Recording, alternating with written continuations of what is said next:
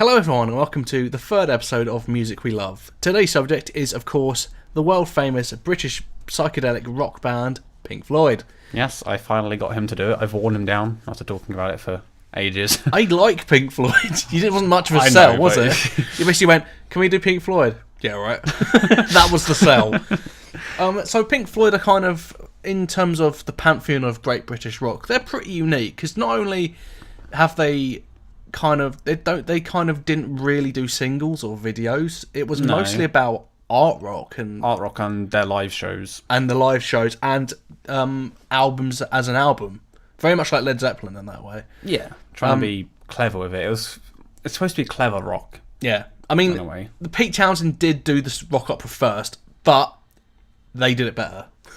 Quite honestly, Tommy's a pretty good album, but it has its flaws. Definitely. I mean, The Who are great, but that album's only good for the ground it broke, not so much its actual musical quality. Quadrophenia is a bit different. I like that one much more. And now it's kind of testing new technology with surround speaker stuff, and I don't like that one. Anyway, we're not here to talk about that. The Who's another day. We're here for the Floyd. So, as we begin with every single one of these videos, what was your first experience with Pink Floyd? Where did you first hear them, and what did you think? Well, I think, hopefully, or I'm imagining everyone's first song, Never Breaking the Wall, Part 2. Actually, mine wasn't. Oh, okay. That's cool. A bit of a weird thing there. I always kind of thought that's what everyone would have heard first. The weird thing is, my granddad, this is a weird story. I remember when we played, me and George played a music concert. I might overlay that footage. Probably not though, because it's terrible. But he wanted me to play, he thought the song was called "Leave Those Kids Alone." Not. Oh, I remember this now. Actually, yeah. I hadn't listened to Pink Floyd at that point, and I was like, "What the? Get back! Go get your dementia medicine. Get back in bed, gone." Putting him to bed like Charlie in the Chocolate Factory's granddad. And stay there for 80 years. Don't ever get out of bed. And then do a dance. Yes, my granddad actually looks a lot like that granddad. Just actually. And he and I can't unsee that now. Was it what's his name?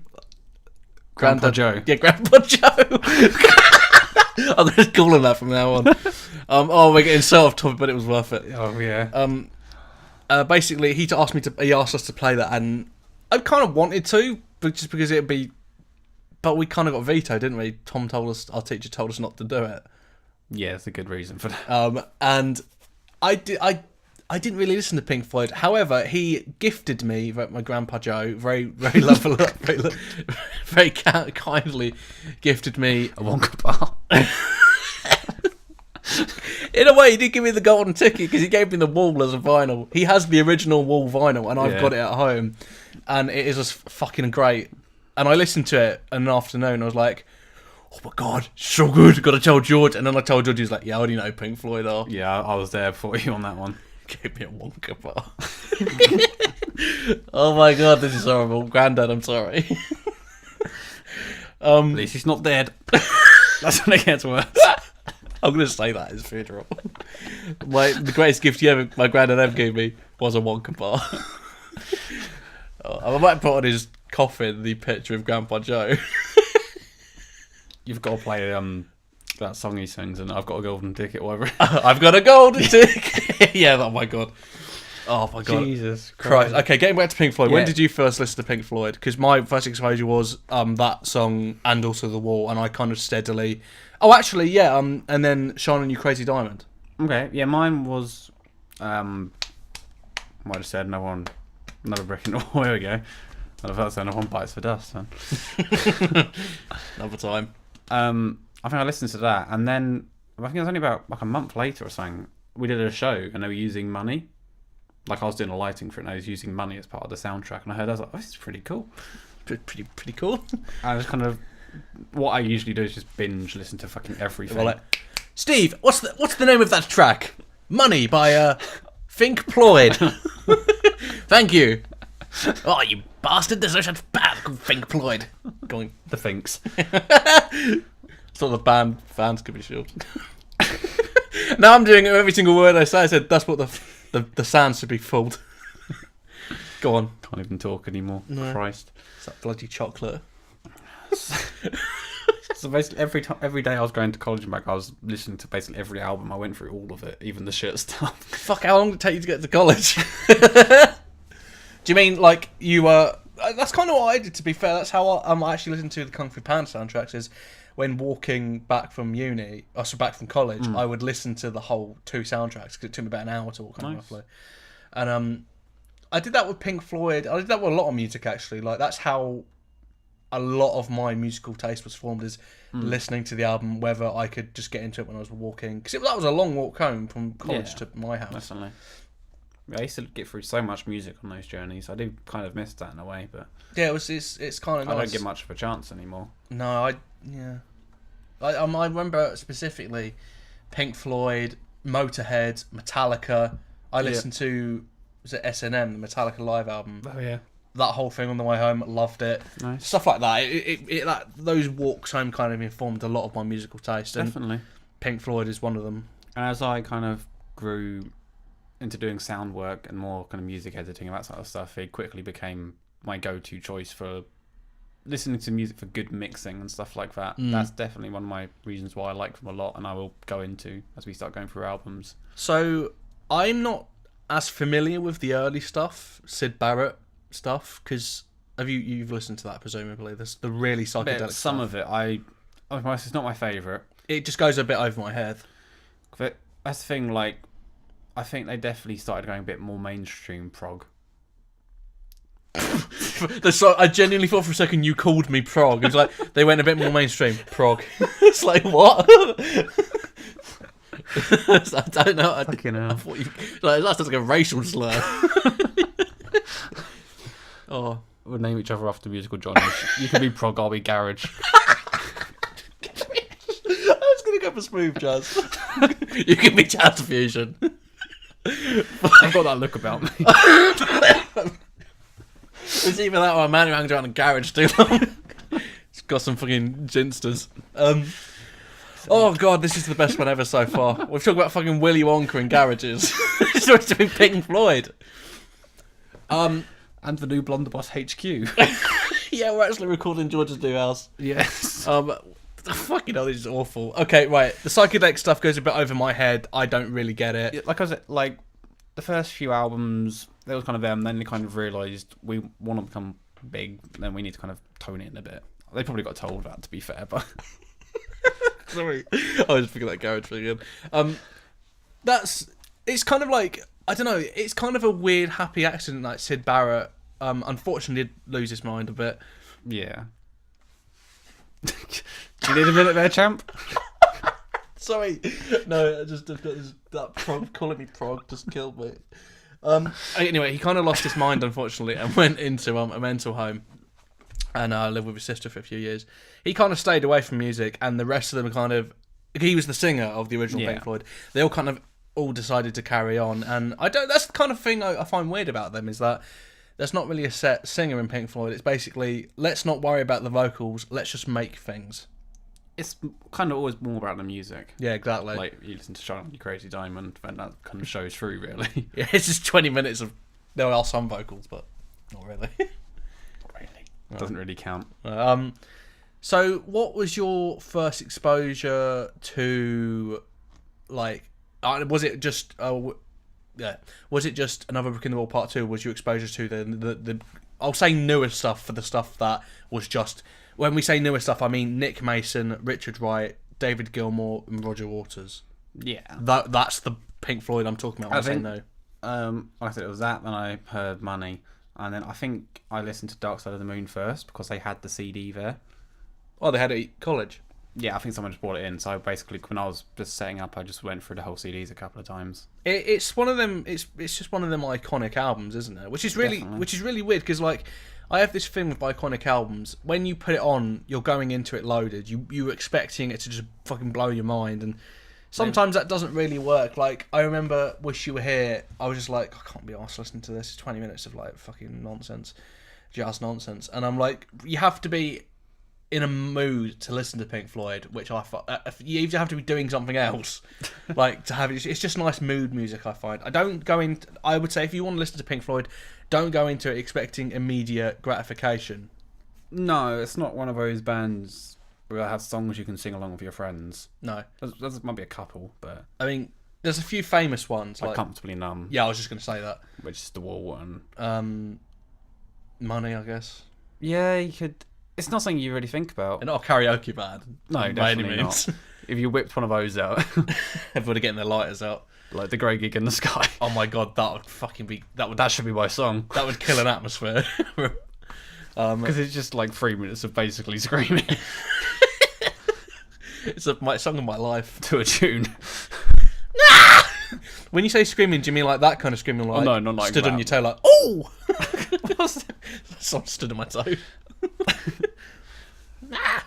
Kind of just made me think of like the sound like maybe a badger might make if you like carefully slip something up his anus. That Brian May might be I suppose it's listening. more like an owl, isn't it? Brian May might be listening. Come on. Sorry, we didn't do it in the Queen one. We're fine. Oh, good. That'd be a bit inappropriate in the Korean one. Just a little bit. Okay, so what are some things that attract you to Pink Floyd, like in terms of music? Because I want to go first because you already kind of covered mixing. I'll say the concept album stuff, like the idea of making an album an experience, is kind of interesting. Like, that's another thing that about Pink Floyd. If you're gonna sit and listen to them, sit and listen to them for the long haul. Yeah. Don't listen to one song. Listen to 3 or 4. Get yourself in the mood, and if you decide that you're interested in this atmosphere, go for it. Because especially The Wall, 4 songs in, you've got the atmosphere pretty much. You know what they're going for. The mixing just kind of sucks you in. Listen to it with headphones as well. Maybe not on a vinyl. Yeah, You don't have to. It has to be kind of loudish, doesn't it? If you want to kind of isolate yourself and just if you've got a lot of stuff going on around you, it's the best way to do it. You don't want anything distracting you. But if you know, Like my bloody granddad singing about getting a golden ticket. So distracting. getting up, dancing around, benefit scum. What? Bloody begging for chocolate. I mean, it's more like one of those things, like he's been bedridden for years. Oh, I can't walk, I need money. He just gets up and fucking does a dance at the first opportunity. Oh, shit, fam. Cameron's not going to be happy. No, Miss May, I'm sorry. Okay, what some things you like about Pink Floyd? I like the musicianship as well. I feel like apart from... I mean, I actually like the vocals of Gilmour and Waters. Yeah. I mean, like... They're good. I like sort of the guitar work and the thought that goes into every song. It's pretty unreal. It's not just like, oh, let's just make a song. We can put a few chords together. It seems like it's seriously planned out. Maybe not some of like the Shine on Crazy Dimes stuff. That could just be anything, I think. What you mean? They have like a concept behind it still, but the actual music's kind of... It could be anything. So, like, it could... I mean, because when you say that, the biggest example I've got is Paul McCartney made an album where it was just classical music. It was his own composed classical music. But it wasn't made as track 1, track 2. It was made as, this is a side of an album. Yeah. Is that what you mean? Yeah, like Like a Yes album. Where it's just two tracks, pretty much. yeah, the idea of they make albums, basically, not songs. You're supposed to listen to the whole thing in one go. It's an experience. And then that translates into the live show. When they try and make it even more, they make it theatrical, where there's all sorts going on. Like the Wall Tour's definitely the biggest for all of that.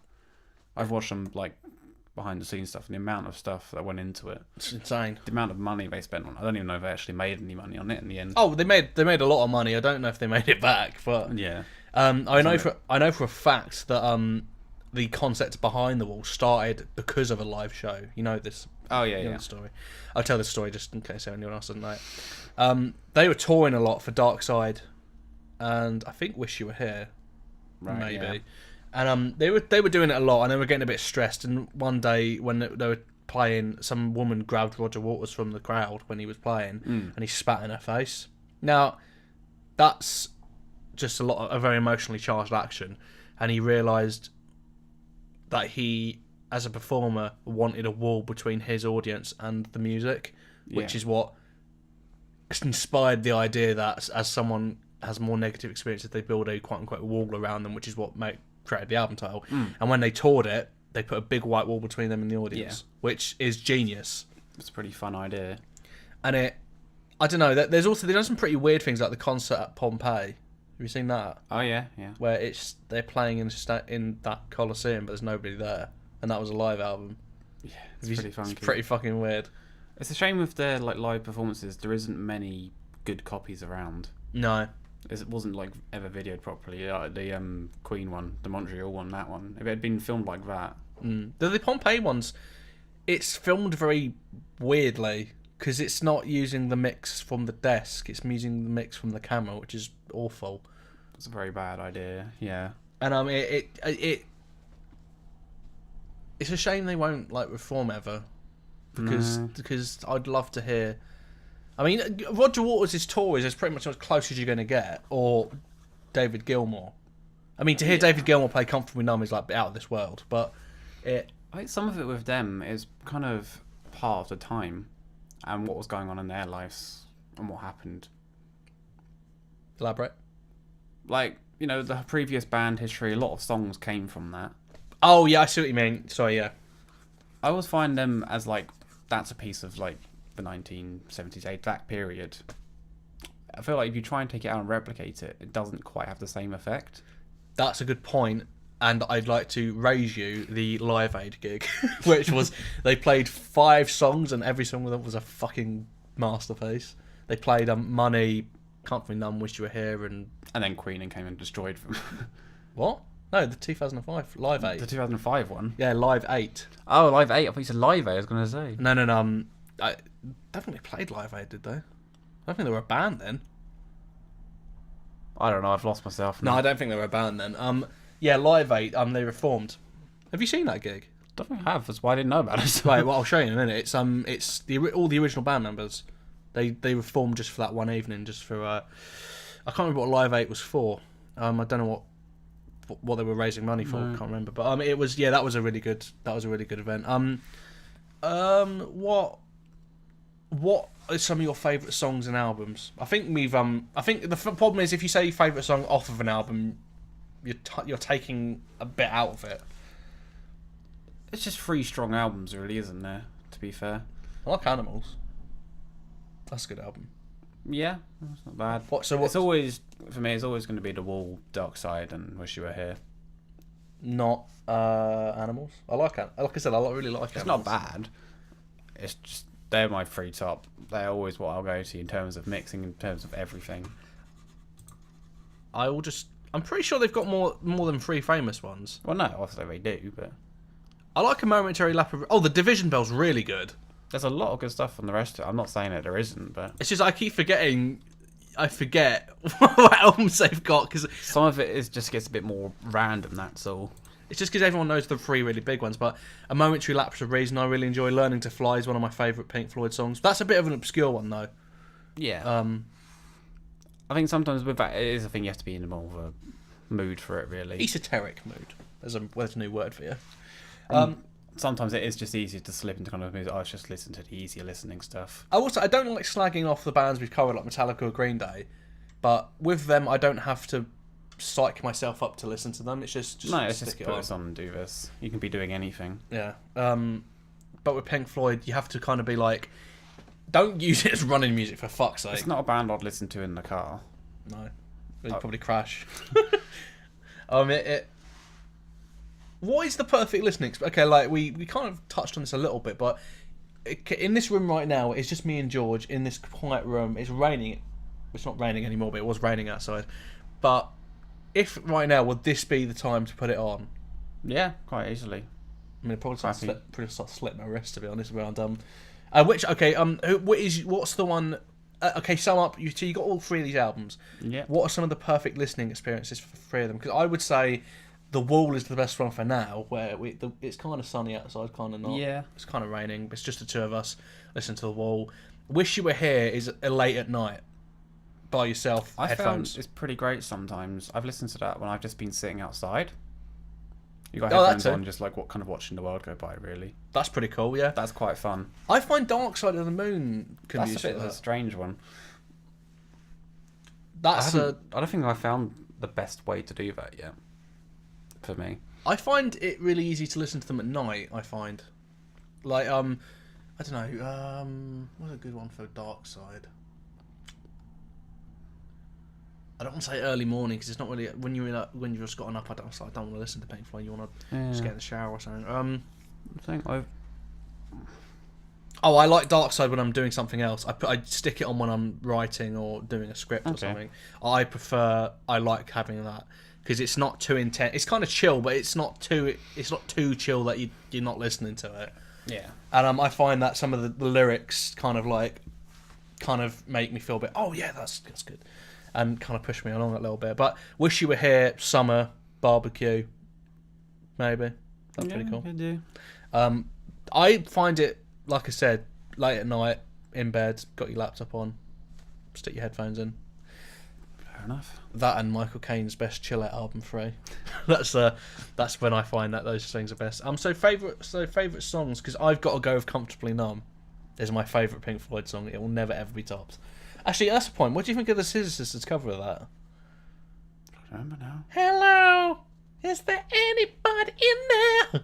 God, yeah, I remember now. I really like that. That's the first time I listened to that song. I really like that cover. Jesus. I actually thought it was a Scissor Sisters song. How wrong I was. Yes, very wrong. I'm dying. We are slowly all dying. No, I like that cover, and I don't know. There's something really otherworldly about that. It just has a quality to it that I don't think's ever been topped in any kind of music. It captures that feeling of being numb better than any song I've ever listened to, and that's not because of its name.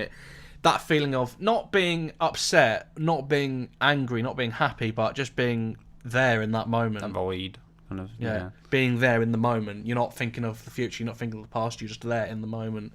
It captures that, I think, perfectly. And the mixing helps with that completely. The mix on that is just so it's good. Just so engrossing. There's not space. Every instrument has a place. You could listen and pick out anything. It's like another thing that I find about that thing as well. If you isolate any of the instruments, I could still tell you what song it was. Yeah. I don't know. It's like each song has a sound as well. Yeah, that's exactly like. Or maybe each album. And then, I'd say each album has a sound rather than each song. Yeah, and then you can work out as you go. Yeah, because they all flow. Try and stick to the script we've written. If you think we fucking script this, you haven't listened to the first Talk 10. about Pink Floyd. Grandpa Joe. You haven't listened to everything we said. No. What? So like, do you? So obviously Roger Waters left after those 3 albums, and they carried on as David Gilmour, Nick Mason, and Richard Wright. Opinions on that era of Pink Floyd? You don't really care. I've gone beyond. I've listened, but I've gone into the beyond. But I've never really stayed there. I like Learning to Fly and A Momentary Lapse of Reason. I like that album. I think that album's really solid. Then what's the new album? What's the new one called? I couldn't even tell you at the moment. That's the thing. Continue to talk. I will find it. So like, you're not really like, you don't. I don't know. Have you listened to that Momentary Lapse of Reason? I haven't listened. I've been through all of it. Yeah. Okay. What's that? So I've just seen someone's crash showing into a wall. Endless River. That's it. No, I've missed that. Go back a minute. What's going on?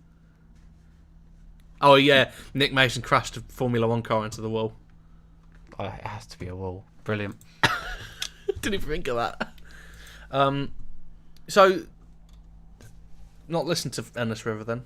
No, I haven't actually. It's okay. It's just. Well, if we went from what they sum it up as, where I saw it a minute ago, Endless River consists almost entirely of instrumental and ambient music based on stuff they've already done. Yeah. I don't know. I can't. Gilmour's boat studio. That's pretty cool. I like the artwork, and we'll get into the artwork in a minute because the artwork. Medina Studios in Hove, England. I doubt that's because their artwork is great. But why are you going on Wikipedia for Hove? Oh, actually, it's Hove. Okay, so it's basically recorded near us. Yeah, I know. I'm just checking. I know where that studio is. Great, good for you. I don't like the idea of it. They've basically just taken stuff that they didn't want to release before and released Bloody it. hell. There's 4 sides to it. To be fair, like there's a lot of 1 minute 20 stuff. Again, I think that's mostly like a sound and a feel to it. It's not really it's got a farfister on it.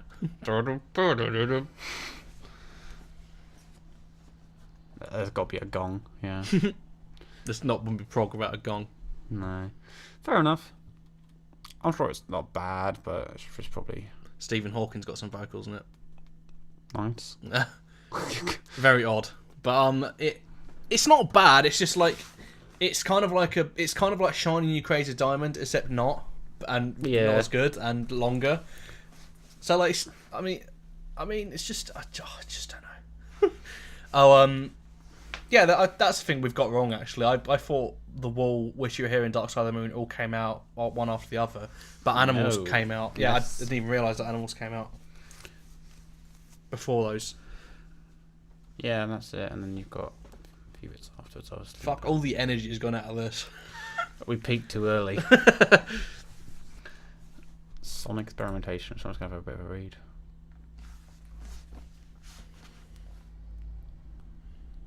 Okay. So basically, they did a lot of messing around stuff live. I suppose they were one of the first bands, I think, to do a lot of surround stuff live. I think they tried it out, didn't they? Yeah. Well, they were up there. A lot of them they would have had to, because Money has the sound of the till. Was it the till closing or something? Yeah. It has that, and like they would have had to replicate that, so they would have been using synths and early playback devices and stuff like that. Yeah, that was like in the 60s. Some of this. Oh, if it's in the 60s, that's way before like the Who were doing it. The Who were doing it when Quadrophenia came out, so that's way before. I just saw condoms. Hang on. What? I saw something about condoms. The band's lighting rig with some innovations, including the use of polarizers, mirrors, and stretched condoms. So they just wanted condoms on the rider. Okay. Anyway, let's stop reading. What the fuck? What? Just hang on. I'll read this out for people. Should we get my Mac to read it? No. Let's take this away from us. Hang on, I'll see what I do. We've got our own Stephen Hawking sample.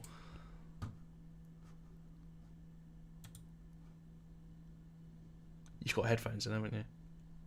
No, it's fine. Oh my god, this is going to be terrible. It's taking forever. It's just so not worth it. I'm going to start... During the Division Bell tour, an unknown person using the name Potloose posted a message on an internet newsgroup inviting fans to solve a riddle supposedly concealed in the new album. We should have done that. Thanks, Hawk. We should have done this as the whole review. To be like Pink Floyd with all experimenting and shit. Reviewed from George's Mac. So we've kind of gone over. Oh, the album artwork. We haven't talked about that. Oh god, how did you miss that? Some of the best. Some of the most. Name of the guy who does it. Is it one guy? I'm pretty sure he's done all of them. Have a look.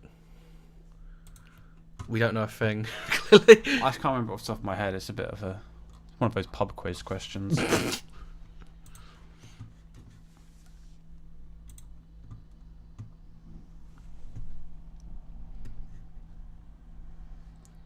think I'm looking at the wrong one. Come here. Yeah. Faggot. Did you call me faggot?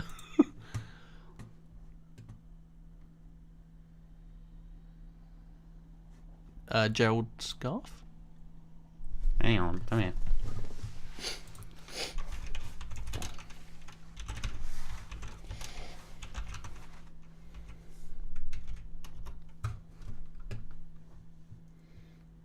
Storm Ferguson.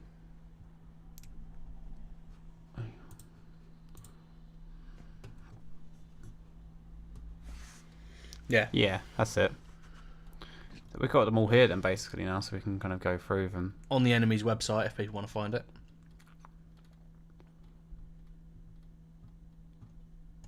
Fucking hell, they've got 15 albums.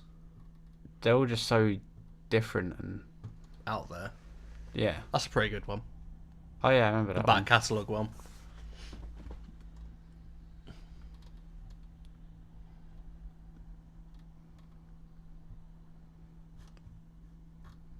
Yeah. Okay, so the album covers all done by. I'm gonna have to edit that. By Storm Ferguson. They are iconic, mad, and it just, I don't know. Weirdly, it kind of sums the thing up. Weirdly. Yeah. I don't know. It does that thing that special album covers do, where when you look at it, it just conjures up a feel like I could. Before you even put the thing in. Yeah, it's like an example of that is when I think American Idiot by Green Day, I'm like, okay, this is a black cover, therefore it's gonna sound and feel a certain way. I get that with these album covers as well, like the maybe not Wish You Were Here. I don't know what the relevance of the Flaming Man is, but Dark Side of the Moon especially, I just get this idea of them with this ambition. Yeah, I get that now. So I was reading about the I was saying about my copy of Wish You Were Here. It's in a black cellophane bag. I get it now. It's on here. So it says we couldn't do a blank cover as the Beatles had already done it, the White Album. So he put it in black and opaque cellophane. So basically, it was like it's blank. Yeah. And I thought that's pretty cool because like some fans cut the sleeve and had never even seen the actual inside thing. And just got the record straight out. Basically, they cut the top of the sleeve open. Oh my god. And just pulled the record out, but never actually pulled the whole thing out. So are they just forced to make an album cover then? Or did they just decide because it's too lazy to do a blank one? It's just because they couldn't copy it, basically, because the Beatles had got the White Album. So you couldn't just do another blank album. I guess... I said the theme for this album was absence. So that's too obvious, and you can't just do it again. So that's why they kind of covered it in a black thing. So that's not the actual album cover, but they're still getting that effect. A lot of bands have done that. Like Spinal Tap did a totally black cover, which had the amazing title of "Smell the Glove." Arctic Monkeys did "Suck It and See." Yeah, like a lot of people have copied that. I don't know why they couldn't have done that. I mean, I love the album cut work for "Wish You Were Here," but I don't know what that's a weird one. Yeah, it says about the meaning on all of them if you read through them, which is quite cool. It's multi-layered. Yeah. More intricate than most. It's Atom Heart, Melba. Deep and experimental. The Floyd. See? I told you people called them that. That's why I've been doing it. I'm not mental. That Momentary Lapse of Reason is one of my favourites, actually. I just like I like the look of it. I like the idea.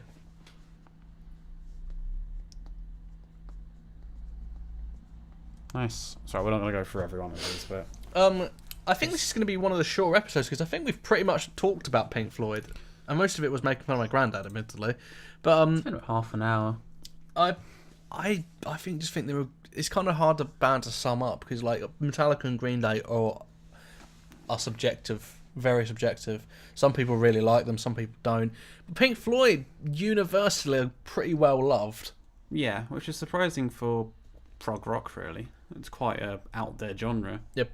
Prog rock is pretty hard to sell, especially if it's Yes. Really any other band that's kind of massively done it. That's the kind of thing. Would you still class them as prog rock? Because I wouldn't. Some of it. I'd call Wish it You Were Here. I'd call it art rock. Some of Wish You Were Here. That's about it.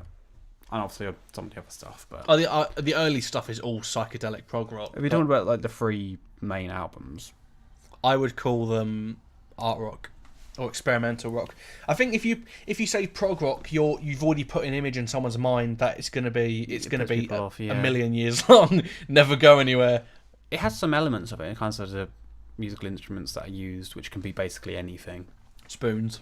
Yeah, you could do a spoon solo and it'll Nick Mason rock. Nick Mason's face. Smashing against the wall.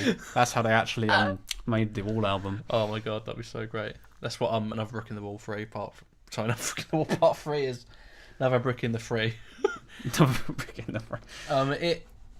I like Pink. I really like Pink Floyd, but it's one of them bands that. This is my conclusion. I like them. I love Pink Floyd. I think they're in my top 20 favourite bands. I have a long list of favourite bands. They're just above the Darkness. No, I'm joking.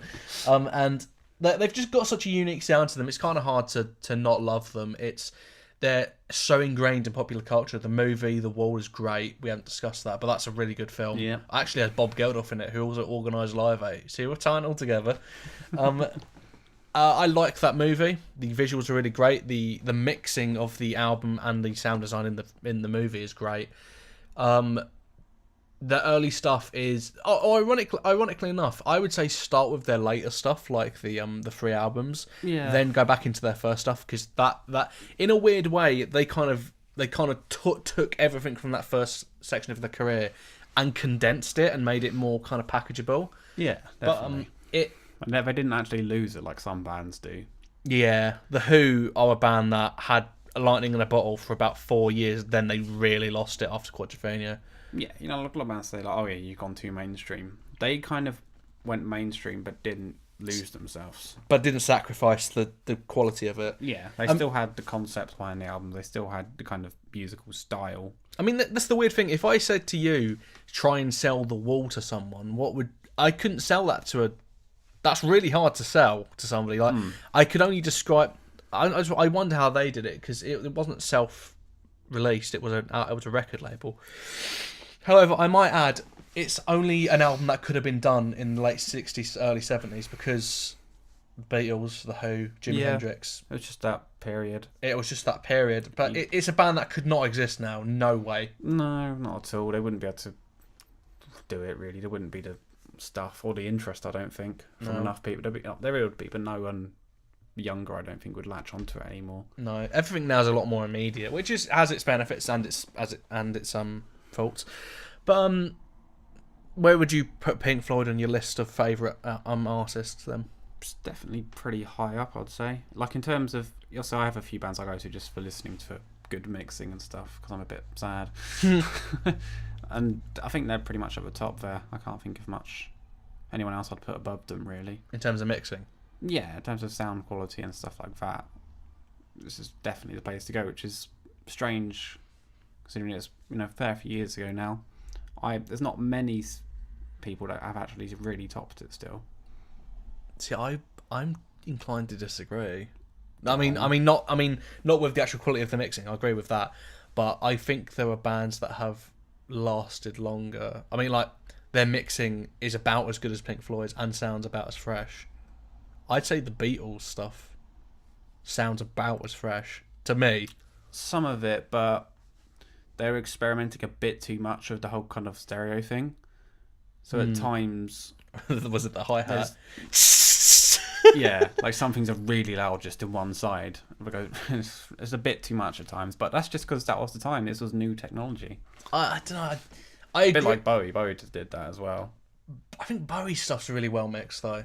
Especially Ziggy Stardust. I just think that's got some of it. Such an amazing sound to it. I mean, we can say it's its own unique sound, but it's not. Bowie's going to be a really hard one to do. It's very hard to, yeah. Bowie's got like 1 million albums and did 1 million different genres and films and had a career that lasted longer than most people's lives. And he actually did own a chocolate factory, and my granddad. Such an interesting. My granddad did get a ticket for. Yeah, Pink Floyd, really, really good. One of George's favourites. I like them. Not one of my favourites though. They're good. Yeah, I've never really known why it happened, but it just did. So that's pretty much it for this one. Do you want to actually recommend an album as a starting album? I'd probably say The Wall. Good choice. 100%. Easiest to listen to. Like, The Dark Side still has some of that psychedelic kind of stuff in it. Like Breathe, is it? Breathe. Yeah, that's Time. Right. Yeah, stuff like that. There's a lot of like weird like clock samples and the fucking clocks. What was I going to say? Great Gig in the Sky. That's like I said, it's 3 minutes kind of just of a woman doing some operatic screaming. 3 minutes of. Okay, we hope you enjoyed this. Who do we think we're going to be doing next time? Because we've gone from one big daddy of British rock. We might have to go to either an American band or another big dinosaur of British rock. It's tough, isn't it? If anybody has a particular suggestion, then you're more than welcome to keep it to yourself. Because we'd already done it by then. So. Yeah. But like I might think about doing the Beatles because we mentioned it's been up there, and that'd be quite an easy one to talk about. Definitely. But that's the big daddy of bands. That's the band. That is the big band that everybody knows, everybody loves, pretty much. Not everyone does. Find out next time. Yes.